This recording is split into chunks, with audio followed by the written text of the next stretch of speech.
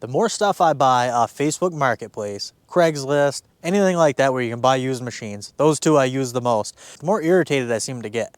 And the reason why is because rarely do you actually get what you're going to buy. Now, I always complain about brand new machines, how much they cost, this and that, and that's why I like buying used stuff. But in these instances, I see why people don't like buying used stuff from the public, because they lie. And here's an example of that. If you guys just like the repair videos, you might want to scroll on this one, because we're not repairing anything today. I'm just complaining, I guess. This right here is, what I'm told, is a 1999 Polaris diesel 455, and it's in pretty rough condition. I had quite a few people share this listening to me when they saw it on Facebook Marketplace for sale, because they knew I like my Polaris diesels. I have a few already, so it's a good parts machine. It really is. And it's probably an okay deal still, but it was not as described in the description for sure. So here's the listing. As you can see, it says, overall in good shape for the year, basically brand new ITP tires, needs time and chain and valves. Okay, well, the first thing anybody sees on that ad is the brand new tires on it. You know, they might see the Polaris diesel because they're unique, but the tires, they're brand new on that thing. They're ITP Mud Lights. Those are worth pretty good money. They're definitely worth $100, $200 used, no problem. So I was thinking, okay, that's a good deal. And I thought on it for a little bit, and I said, well, the tires and this and that, let's go get it. So I went ahead and messaged the seller, and what they said was they're selling it for a friend. So, and he gave me his phone number. So I sent him a message, text him, and he got back to me saying, yes, I still have it. I'll be around. I was planning on going Friday, and I couldn't make it Friday. So I got a hold of him Saturday, and he said, yes, I'll be around. So I said, okay. It's a 2-hour drive. I'm in Island Pond, Vermont. He was in Milton, Vermont, which is 2 hours one way. He's on like the New York border. I'm almost on the New Hampshire border. So it's a little ways away. It is what it is. I figured 4 hours, $400. It's not a bad deal. Let's go get it. Like I said, it's got nice tires. I could use them tires on some of my machines if this thing ends up being a strict parts machine. So anyways, we loaded up the kids. My wife came. We went down there. They got some type of garage. It was a bunch of people there, a lot of different stuff. So I wasn't even, my mind was all over the place. I was looking at different stuff. And anyways, I knew what this thing was. I saw the pictures. And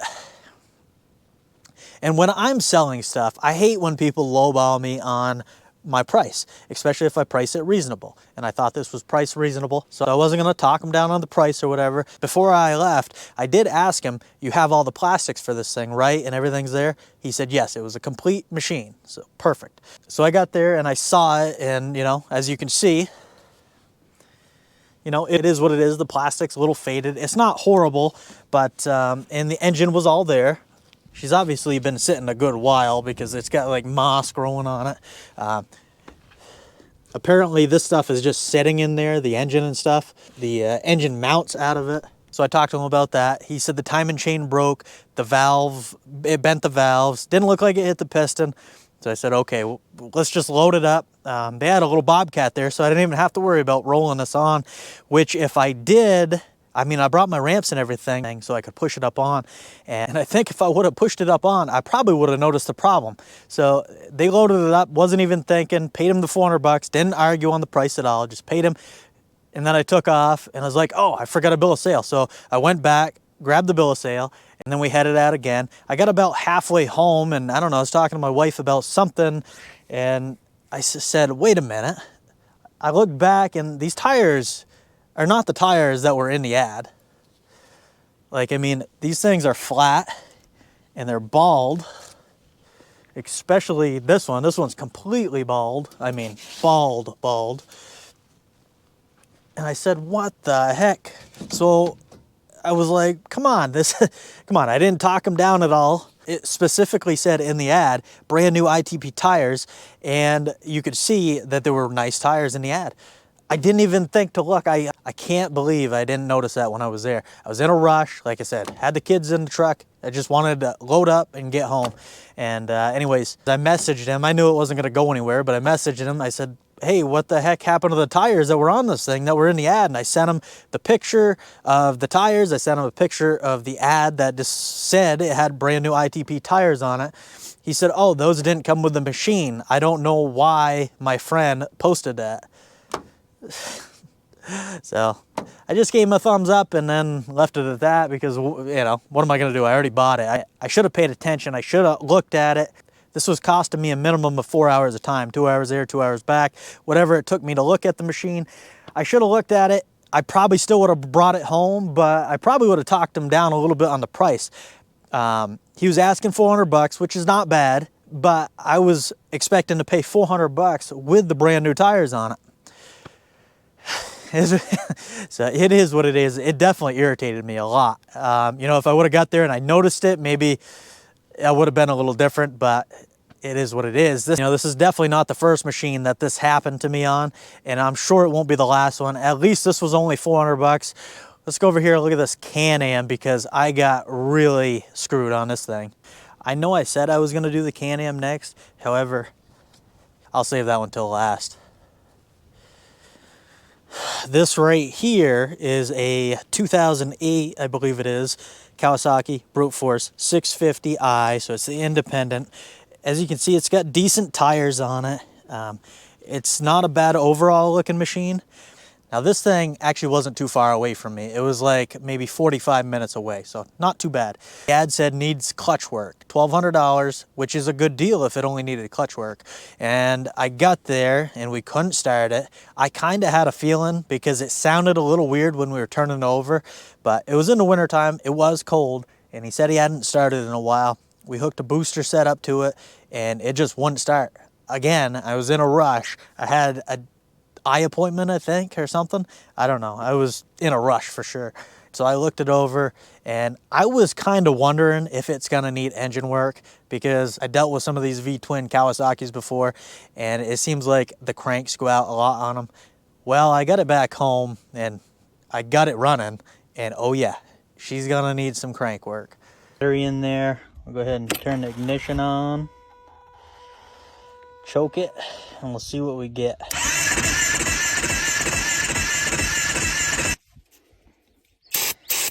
She won't fire under her own power. We'll give her a little carb clean.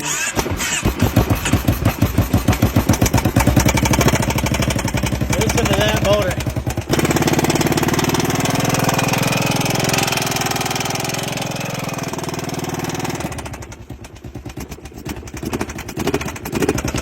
That thing was knocking so bad. I paid the $1,200 because it was just, you know, not a bad deal. You know, by the time I rebuild the engine, maybe I can break even on this thing. I don't know. Maybe. It depends on what else is bad in there. If the top end's bad and I got to replace everything, then we're talking big, big money. But it's just one of those things, you know. Actually, while we're here, that Arctic Cat 400 over there, I drove quite a ways for that. Like 3 hours, 3.5 hours one way in Maine because, you know, it wasn't bad. This was during like 2020. And prices were inflated on these things anyways. I've stole some parts off of it now. But anyways, I went to get this thing and I knew it wasn't firing. He said it wasn't, but it was $700. I got there and I started looking it over and it was missing a CDI box. And the CDI boxes are big, big money on these things. And it was supposed to be a complete machine. And I told him, you know, it's missing a CDI box. He said, oh, I didn't even know that. I'm sure he did. He probably sold it because they're big money for these things. But I did try to talk him down on the price because of that, and he wouldn't budge on it. I actually got in my truck ready to leave, and I was like, this is costing me 7 hours of my time. This thing's coming home with me. I'll just pay the $700 and get it over with. Hopefully, I can find a CDI box, and that's all that's wrong with it. But unfortunately, that's not all that was wrong with it. I started looking at some more stuff on it and I found the magneto. I took the side case apart, found the magneto. The magnets had just fell apart on it. So it needed that. It needed the CDI box. It really wasn't worth me fixing. That one, I got a good deal. It was what I expected. I was happy with that. I think a lot of this stuff was. That Honda wasn't, but it was cheap enough where it is what it is. this Polaris Ace, I got a decent deal on it. It was actually $1,000 for the machine with no engine, or he had a good used engine for $2,500. I got a hold of him. This was in Maine too. This was in Rangeley, Maine, so it was 2.5 hours away maybe or something. I don't know. It wasn't too bad, maybe 2 hours. Anyways, I went to go get it, and I got there. He had the engine still in the crate and everything. So yeah, I picked it up. This thing did roll over. It's got a bent roll cage. I don't know if you can tell. You should be able to tell. But he said he had another roll cage on it, and he said he actually had another whole parts machine I could get.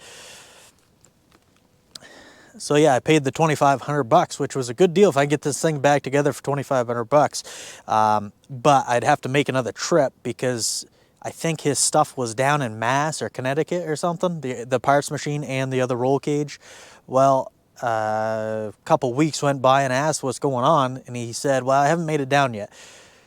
So maybe a couple more weeks went by, or a week, something like that, and he did finally get the roll cage. So he brought the roll cage up, and he said, I don't know what happened to my parts machine. What do you mean you don't know what happened to your parts machine? He said he couldn't find it. Anyways, didn't matter. But when I went to throw the engine in this thing, it didn't line up. I was like, what's going on? Come to find out, the engine didn't fit this. It was a Polaris 570 engine, but it was a Sportsman 570 engine. Completely different case. It does not bolt up to this at all. Completely different. The top end would be the same, but the bottom end is different. Internals are the same, but the case is different. So I ended up using that engine on a different project that I got down the road, but it's one of these things. I've had this thing for quite a few years now, and I haven't found an engine for it. But it was one of those things that, you know, I paid the extra $2,500 to get that engine to fit this thing, and it didn't even work for it. This Sportsman 800 right here, this was pretty cheap. It was like $800, I think. But the guy said it just stopped running. Didn't try to talk him down at all on the price. This came from New York. I went over there and grabbed it. When I got there, I started looking at it. He said, yeah, I don't know. I was riding it in the sand pit, and all of a sudden it just stopped running. Well, I got there, and oh yeah, she needs engine work, all right. The connecting rod actually broke. I don't know if you can see in there. And it went right up through the case. The starter bolts here, it actually broke the starter. It hit so hard, it sent that flying. So, I mean, it is what it is. I still paid the $800 because it was a good deal for the parts on the machine, but man, I mean, you would have heard that snap and you would have known that it needed major engine work. It is what it is. This Polaris Scrambler 400. Oh boy, this one irritated me. This one I went to go get, it was cheap. It's like $400, $500, something like that. And I knew it might need engine work. He said it needed engine work, a top end. But I got there and I started looking, and the crankcase, this one's all covered up. I'm not gonna get in there, but the crankcase actually had a hole in it. Now, I haven't dug into it any further, but the case is broke on this thing. And I told him that when I got there. And I mean, he wasn't taking any less than $400, whatever, or $500. And I don't blame him, it is what it is, but money was a little tight right then. I said, I'm probably gonna pass on it. He said, well, if you don't buy it, I'm just gonna button it back up, put the top end back on it, because the top end's off right now, and I'll just sell it to somebody and say, I don't know what's going on with it. I mean, you're gonna, what? That's completely lying. I do not like that at all. I mean, it's one thing if you don't know what's going on with it, but it's another thing if you know that it needs major engine work and you're gonna need a whole new engine, and you don't tell the potential customer that. That really irritates me. And I didn't want anybody else to take on that headache, so I did buy it, and it just sits here. But I am gonna fix this thing because I wanna fix it, and those engines aren't too much money, but it's just a point. Now, I'm sure I could find some other machines that I can complain about, but we'll go to this Can-Am I was talking about. See, these are my other diesels I got at work on here, but this Can-Am right here, this I believe is a 2007 Can-Am Outlander 650, and this has got quite the story behind it.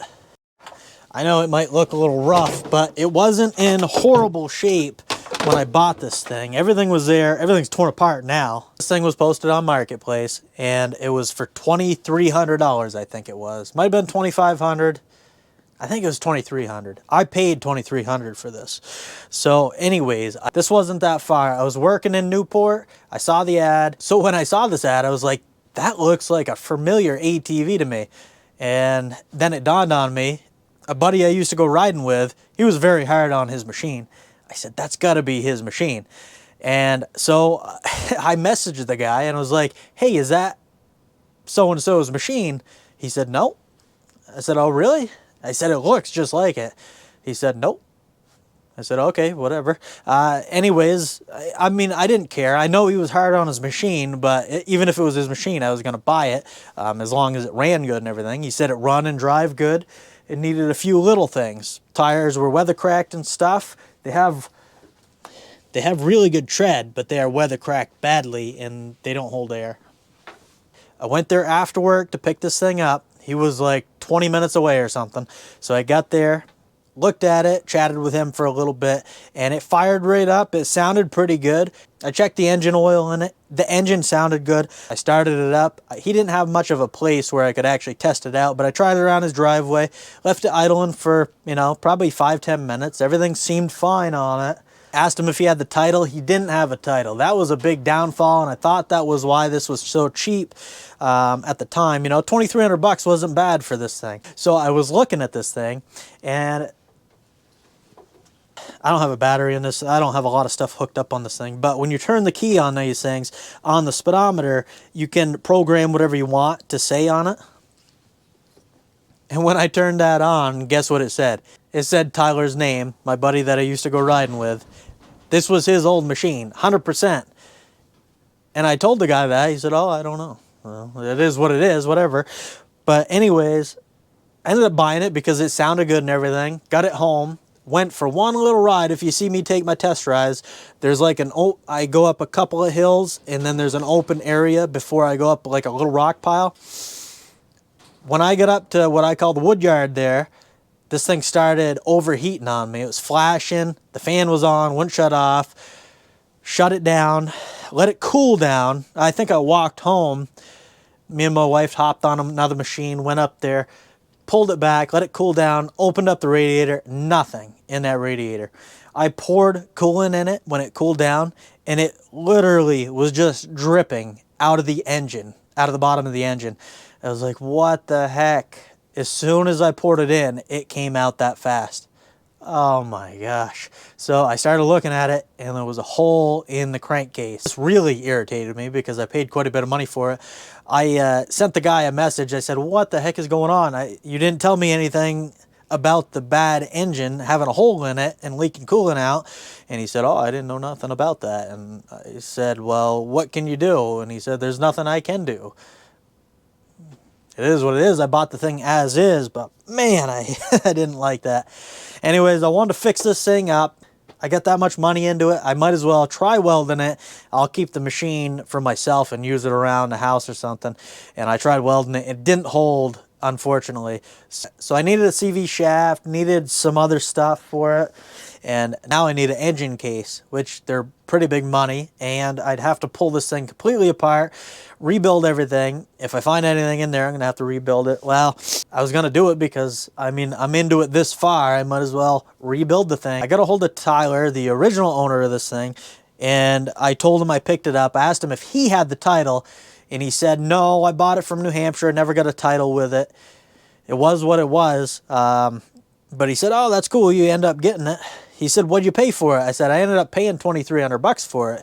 He said, no way. I got the messages right here. He said he sold it for $300 because he had a crack in that engine and he ended up JB welding it. So he knew about it and he sold it for 300 bucks. I bought it from, knew that the whole time. He made $2,000 on this thing and he sold a piece of crap. It is what it is. It just sits here.